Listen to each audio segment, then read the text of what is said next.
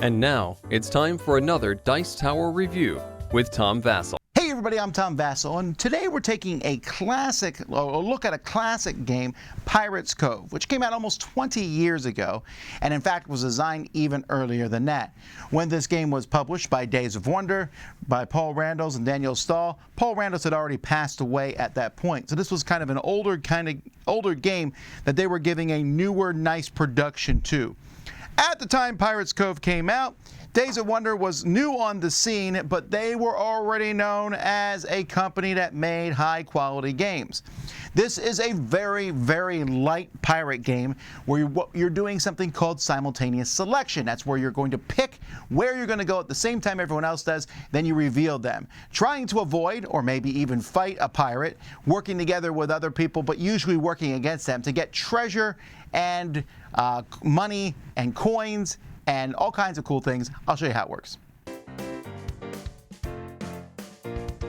Each player starts with their own pirate ship. These rings are here. They start in the second column. This shows your sails, the number of sails you have, the number of crew and cannons you have, and the strength of your hull. As the game goes by, there are little costs here between the different numbers, and that's how much it costs to move these rings up. You also have a spot to put a parrot if you get one that can give you a special ability.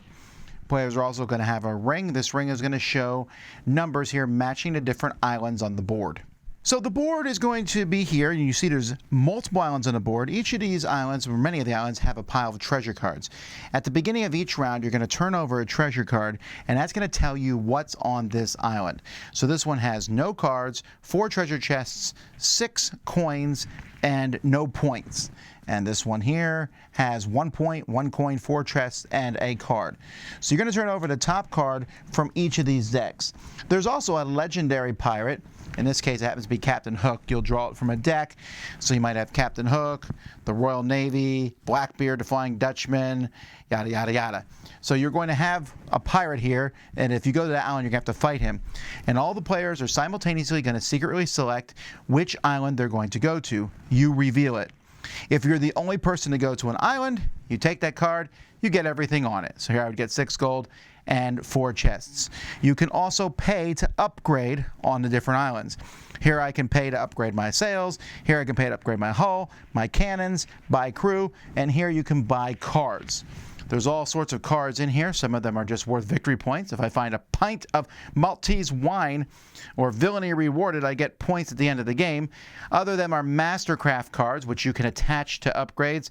Some of them are parrots that you can get that give you those special abilities. And others just give you special things. Like here, after everyone reveals their destination, send the Royal Navy to the outer island of your choice. So you're attacking someone else with the Royal Navy. And some will let you, when you're in combat with somebody, play cards. So speaking of combat, if you go to a spot where somebody else is, if 2 ships go to the same area, there's going to be a combat until one of them flees or is forced to flee. In combat, whoever has the highest sails is going to go first, so faster is better. And then you're going to roll dice equal to the lower number here. So if I have 2 pirates, but I have 5 cannons, I'm still only rolling 2 dice.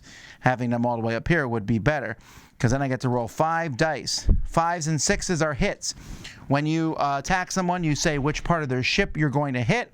They have to lower the ring down by 1. If the ring goes off on any of the 4 sections, then they're destroyed, and you're going to have to, they're going to have to flee, be forced to flee. So this top number is basically speed. These 2 numbers combined give you the amount of cannons, dice that you're going to roll. Basically, you're picking the smaller of the 2 numbers. And this number down here is how many treasure chests you can carry. Whenever you flee, your ship is forced to come over here, where you'll be repaired. You get 2 gold and a card, and then you spend 2 gold to repair whatever sections of your ship have been destroyed up to their 2nd level. You can go here without being, if the opponent misses, you can still flee. But whether you flee voluntarily or you're forced to flee, everyone else who's still at the island gets a point. Secondly, if you flee and you're not forced to flee, you just decide to flee, you have to roll a 6-sided die, and a 1 is pretty terrible because then your crew commits mutiny, throws you overboard, you lose 2 points. Now, getting cards on an island is one way to get points, and getting some of the tavern cards gives you points. But the main way of points is to go to Island 6 here. When you go to Island 6, you can bury as much treasure as you have. You're basically just returning treasure chests that you've gotten. Each one that you bury there is worth a point, and each 3 gold that you bury there is worth a point. There's a little bit more involved in the game as different ways into how the cards work and the Royal Navy attacking people. But that's basically it. After 12 rounds, whoever has the most points is the winner. Now, it's interesting as we look at this, at this point, this was a Days of Wonder. We thought this was the greatest production. Now it seems a little, normal production. For at the time, this was pretty cool. I still like these rings moving up and down on these boards. That works really well. The dice are fine. They're wooden dice, although now I would want dice that just showed hits on 2 of the sides. It'd be a little bit easier.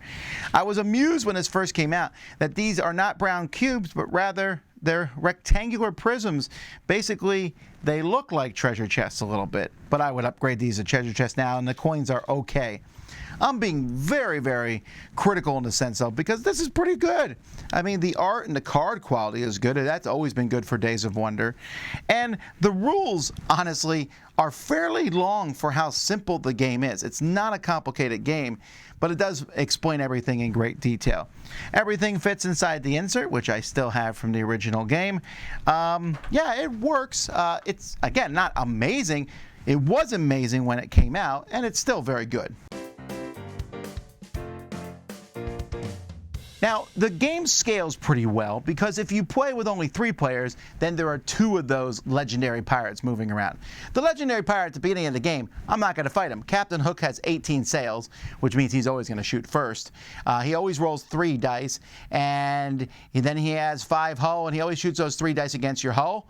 He always shoots at the biggest ship. So usually the way that he works, and he's worth points if you get him. So you might want to talk to other people and go, let's go get that pirate this turn. Or you want to wait till you have a bigger ship. Now, because this game is a simultaneous selection game, it is possible that several turns you just get messed over by other players. I'm going to go here. Oh, someone else went there.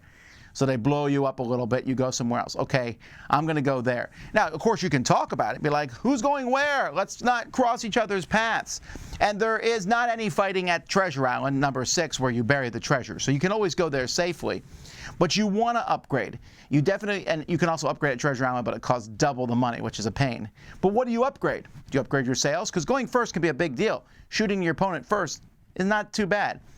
The crew and the cannons, you kind of upgrade them equally. And then the hull, the bigger your hull is, the more treasure you can put on. Because if you get a pile of treasure somewhere, you can then go dump it off for some points. It's not a long game. And here's the thing. Like I said, it's not an overly complicated game.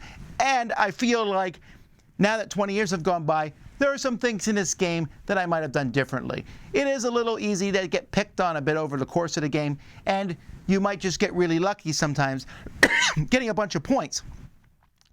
And then the cards, of course, parrots are amazing, upgrades are amazing, but you know what? I think it still works. I still think it's an enjoyable game. I still think it's a game that you can play with families and pull out. And having that pirate ship in front of you with the rings moving up and just rolling dice, attacking each other, sometimes I just want to do that with a game, and games today don't really do that much.